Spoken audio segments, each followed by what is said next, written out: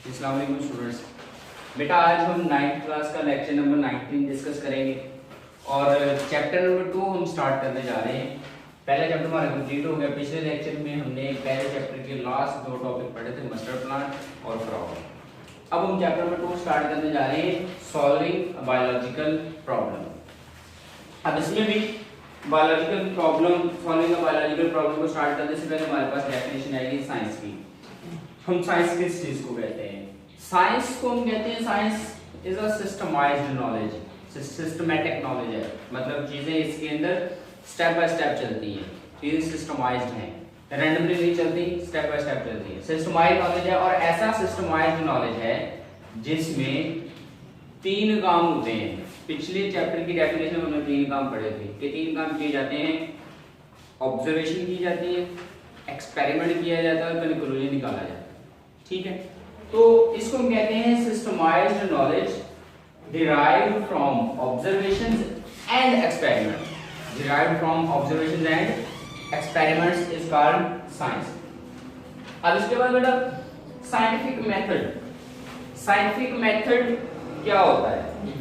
ऐसा मेथड जो किसी भी साइंटिफिक प्रॉब्लम को सॉल्व करने के लिए इस्तेमाल किया जाए उसको हम कहते हैं scientific method. Method used to solve a scientific problem. अब साइंटिफिक प्रॉब्लम हम किस चीज को कहेंगे? वो जो साइंटिफिक प्रॉब्लम है वो किसी किस्म का कोई भी क्वेश्चन हो सकता है। प्रॉब्लम का मतलब होता है क्वेश्चन। वो कोई भी क्वेश्चन हो सकता है और वो क्वेश्चन किसी भी सब्जेक्ट के रिलेटेड हो सकता है। वो क्वेश्चन केमिस्ट्री के रिलेटेड भी हो सकता है, वो क्वेश्चन बायोलॉजी के रिलेटेड भी हो सकता है, वो क्वेश्चन फिजिक्स के रिलेटेड भी हो सकता है और वो क्वेश्चन मैथमेटिक्स के रिलेटेड भी हो सकता है। अगर स्पेसिफिक फील्ड के अकॉर्डिंग बात करेंगे तो स्पेसिफिक फील्ड के अकॉर्डिंग उसका नाम होगा। लेकिन ये चारों ब्रांचेस किसकी हैं? साइंस की है। तो इससे पहले वो साइंटिफिक प्रॉब्लम है, उसके बाद रेलेवेंट सब्जेक्ट के अकॉर्डिंग उसको नाम दिया जाएगा। अब पुराने वक्तों में जब साइंस इतनी ज्यादा एडवांस नहीं थी, साइंस में जब एडवांसमेंट नहीं थी, तो उस वक्त कोई भी पर्सन किसी भी किस्म का कोई भी काम करता था, किसी भी किस्म का कोई भी इन्वेस्टिगेशन लेता था तो उसको साइंटिस्ट कहा जाता था। अगर किसी ने कोई केमिकल बनाया है तो उसको भी साइंटिस्ट कहा जाता था, और अगर किसी ने कोई मशीन बनाई है उसको भी साइंटिस्ट कहा जाता था। अगर किसी ने किसी भी लिविंग ऑर्गेनिज्म पे कोई काम किया है तो उसको भी साइंटिस्ट कहा जाता था। अगर किसी ने कोई मैथमेटिक्स का कोई फार्मूला बना दिया उसको भी साइंटिस्ट कहा जाता था। लेकिन वक्त गुजरने के साथ साथ जैसे जैसे वक्त गुजरा तो साइंस के अंदर एडवांसमेंट आती गई, तो साइंस की ब्रांचेस बनी। साइंस की 4 ब्रांचेस बनी गई, फिजिक्स, केमिस्ट्री, बायोलॉजी और मैथमेटिक्स। जैसे ही साइंस की ब्रांचेस बनी तो इनको स्टडी करने वाले जो लोग थे उनके नाम भी फिर बदल गए, उन सब्जेक्ट्स के अकॉर्डिंग उनका नाम रखा गया। केमिस्ट, जो केमिस्ट्री को स्टडी करने वाला होता है उसको केमिस्ट कहा जाता है। जो फिजिक्स को स्टडी करता है उसको फिजिस्ट कहा जाता है। जो मैथमेटिक्स को स्टडी करता है उसको मैथमेटिशियन कहते हैं, और जिसका रिलेशन बायोलॉजी के साथ होता है उसको बायोलॉजिस्ट कहा जाता है। तो फील्ड्स के अकॉर्डिंग उन लोगों के नाम बनते चले गए। ठीक है, अब इसके बाद हमारा जो रिलेशन है वो बायोलॉजी के साथ है, तो हम ना तो केमिकल प्रॉब्लम को डिस्कस करेंगे, ना मैथमेटिकल प्रॉब्लम को डिस्कस करेंगे, ना ही हम फिजिकल प्रॉब्लम को डिस्कस करेंगे, मतलब फिजिक्स के प्रॉब्लम को भी डिस्कस नहीं करेंगे। हम बायोलॉजी के रिलेटेड जो प्रॉब्लम है उनको डिस्कस करेंगे। तो बायोलॉजिकल मेथड, बायोलॉजिकल प्रॉब्लम मतलब वो ऐसा क्वेश्चन होगा जो किसी लिविंग ऑर्गेनिज्म से रिलेटेड होगा, जो किसी लिविंग ऑर्गेनिज्म के, प्लांट के, एनिमल के, एल्गी के, फंजाई के या बैक्टीरिया के रिलेटेड क्वेश्चन होगा, तो उसको हम कहेंगे बायोलॉजिकल प्रॉब्लम। अब उस बायोलॉजिकल प्रॉब्लम को सॉल्व करने के लिए साइंटिस्ट क्या करते हैं? साइंटिस्ट मुख्तलिफ किस्म का एक स्पेसिफिक किस्म का मेथड यूज करते हैं। तो जो मेथड किसी भी बायोलॉजिस्ट ने यूज करना है एक बायोलॉजिकल प्रॉब्लम को सॉल्व करने के लिए, उसको हम कहते हैं बायोलॉजिकल मेथड। तो बायोलॉजिकल मेथड क्या होगा? A scientific method in which biological problems are solved। ऐसा साइंटिफिक मेथड जिसके अंदर बायोलॉजिकल प्रॉब्लम्स को सॉल्व किया जाए, हल किया जाए, उसको हम कहते हैं बायोलॉजिकल मेथड। अब ये जो बायोलॉजिकल मेथड है, बायोलॉजिकल मेथड की अगर हम अहमियत देखें तो ये जो बायोलॉजिकल मेथड है किस तरह से अहमियत मतलब किस तरह से अहमियत का हामिल है, ये इसकी इंपॉर्टेंस क्या है। तो बेटा ये जो बायोलॉजिकल मेथड है ये ह्यूमैनिटी को, इंसानियत को तकरीबन 500 साल से सर्व कर रहा है। जो बायोलॉजिकल मेथड है ये इंसानियत को तकरीबन 500 साल से सर्व कर रहा है। इसकी जो सर्विसेज हैं ह्यूमैनिटी के लिए बायोलॉजी के अंदर इंसानों के फायदे के लिए इसकी जो सर्विसेज है वो 500 साल से ये सर्व कर रहा है। From the Galileo's experiment, Galileo ने 1590s के अंदर क्या किया था, टेलीस्कोप की इन्वेंशन की थी। उसके एक्सपेरिमेंट से लेके अब तक जो बायोलॉजिकल मेथड है ये सर्व कर रहा है ह्यूमैनिटी को।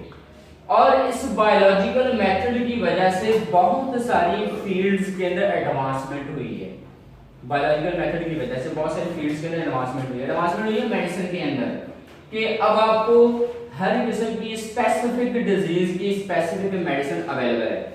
कोई भी स्पेसिफिक डिजीज है उस स्पेसिफिक डिजीज के लिए स्पेसिफिक मेडिसिन अवेलेबल है बाय द बायोलॉजिकल मेथड। क्योंकि बायोलॉजिकल मेथड में सबसे पहले प्रॉब्लम को देखा जाता है कि प्रॉब्लम है क्या, उसका सॉल्यूशन दिया जाता है, फिर उसके अकॉर्डिंग उसकी मेडिसिन बन जाती है। ठीक है।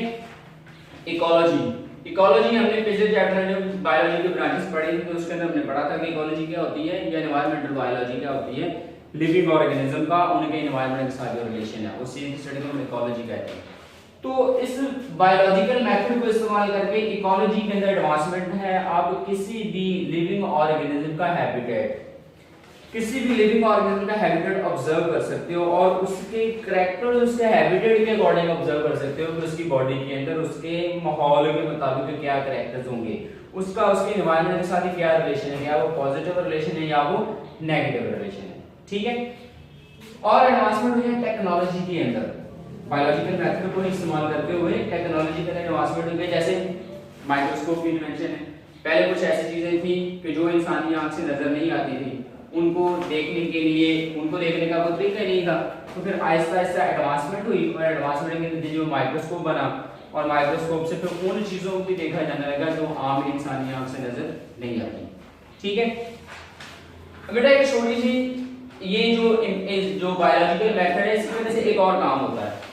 जो चौथा काम इसकी वजह से होता है, इसने किस चीज की इंश्योरेंस करवानी होती है, किस चीज की यकीन दहानी करवानी है, ये बताएगा हमें quality of data, quality of data for public use. कि पब्लिक ने, क्योंकि बायोलॉजिकल मेथड से जो भी सॉल्यूशन आएगा, बायोलॉजिकल मेथड से जो भी सॉल्यूशन आएगा, जो भी एक्सपेरिमेंट करने के बाद जो भी कंक्लूजन आएगा उस कंक्लूजन को लोगों ने देखना होता है, पब्लिक ने उसको देखना होता है। तो डाटा की जो क्वालिटी है, जो भी डाटा हमने देना है एक्सपेरिमेंट के बाद, जो भी डाटा देना उसकी क्वालिटी ऑब्जर्व की जाती है। क्या इसकी क्वालिटी इतनी है, क्या ये ऑथेंटिक है डाटा, पब्लिक ने इसको इस्तेमाल करना है, दूसरे लोगों ने इस्तेमाल करना है, तो वो ऑथेंटिक होना चाहिए, वो सही होना चाहिए। ठीक है। तो क्वालिटी ऑफ डाटा को भी ये इंप्रूव करता है जो बायोलॉजिकल मेथड है। अब एक सादा सी टर्म बोली जाती है, man has always been a biologist. Simple सी टर्म बोली जाती है, man has always been a biologist, कि इंसान जो है वो शुरू से ही बायोलॉजिस्ट है। इंसान का शुरू से ही लिविंग ऑर्गेनिज्म के साथ रिलेशन है। कैसे? क्योंकि जब इस जमीन पे लिविंग ऑर्गेनिज्म की या इंसान की जब इब्तिदा हुई है तो इंसान जंगलों में रहता था और वहां पे वो एनिमल्स के साथ उसका रिलेशन था, उसका प्लांट्स के साथ रिलेशन था। Animals are the living organism, plants are also the living organisms. ठीक है। तो जो लिविंग ऑर्गेनिज्म को स्टडी करता है उसको बायोलॉजिस्ट कहते हैं। तो इसलिए इंसान शुरू से बायोलॉजिस्ट है और उस वक्त वो दो तरह से बायोलॉजिस्ट था। ही वाज अ गैदरर का मतलब होता है इकट्ठा करना, गैदरर इकट्ठा करने वाला। वो गैदरर था किस चीज का? सीड्स का और फ्रूट्स का और वेजिटेबल्स का, इन चीजों को वो इकट्ठा करता था। और इसके लिए उसे क्या करना पड़ा? उसे उन लिविंग ऑर्गेनिज्म के सीड्स, फ्रूट्स और वेजिटेबल्स के हैबिटेट के बारे में जानना पड़ा कि उनका हैबिटेट किस तरह, कौन सा फ्रूट किस हैबिटेट में मौजूद होता है, कौन सा सीड किस हैबिटेट में ग्रो करेगा। जितना वो हैबिटेट के बारे में जानता गया तो उसने दो चीजों में डिफरेंस कर लिया। डिफरेंस किया दो चीजों में, एडिबल एंड नॉन एडिबल।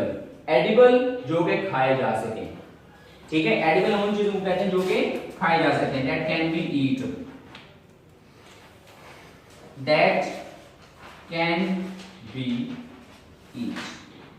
ऐसी चीजें जिनको खाया जा सके उनको हम कहते हैं एडिबल, और जिनको ना खाया जा सके उनको हम कहते हैं नॉन एडिबल, नॉट ईट। ऐसी चीजें जो ना खाई जा सके। तो इंसान ने क्या किया, इंसान ने जब इन चीजों को देखना शुरू किया तो उसे पता चल गया कि कौन सा ऐसा प्लांट है जिसके सीड खाए जा सकते हैं, कौन सा ऐसा प्लांट है जिसके फ्रूट खाए जा सकते हैं, और कौन सा ऐसा प्लांट है जिसके सीड नहीं खाए जा सकते, और कौन सा ऐसा प्लांट है जिसके फ्रूट नहीं खाए जा सकते, ठीक है। तो दो चीजों में उसने डिफरेंस किया। And he was also the Hunter, वो शिकारी भी था, किसका, एनिमल्स का। अब एनिमल्स का अगर उसने शिकार करना है तो उसे पता होना चाहिए कि एनिमल्स का हैबिटेट क्या है, कोई भी जो एनिमल है वो कहाँ रहता है। तो उसने क्या किया, उसने हैबिटेट के बारे में पढ़ना शुरू किया कि वो एनिमल कहाँ पे मौजूद है, ठीक है। तो मोर ही न्यू अबाउट द हैबिटेट, जितना वो किसी भी लिविंग ऑर्गेनिज्म के हैबिटेट के बारे में जानता गया उतना ही उसके लिए हंटिंग इजी होती चलेगी। जैसे कि मिसाल के तौर पे अगर किसी ने लायन का शिकार करना है तो वो डायरेक्टली फॉरेस्ट में जाएगा, जंगल में जाएगा, क्योंकि उसे पता है कि शेर उसे जंगल में मिलेगा। वो किसी तालाब के किनारे नहीं जाएगा, उसे ढूंढना नहीं पड़ेगा, उसे पता है कि जी उसका हैबिटेट जंगल है, वो जंगल के अंदर चला जाएगा, वहां पे जाकर उसको वो लायन का शिकार कर लेगा, ठीक है। तो इसलिए जितना वो हैबिटेट के बारे में जानता गया उतनी उसके हंटिंग क्या होती चली गई, आसान होती चली गई, ठीक है। याद है बेटा, अगर आपका किसी किस्म का कोई क्वेश्चन है तो आप कर सकते हो, बाकी चीजें हम इंशाल्लाह डिस्कस करेंगे नेक्स्ट लेक्चर में। तो तब तक के लिए अल्लाह हाफिज़।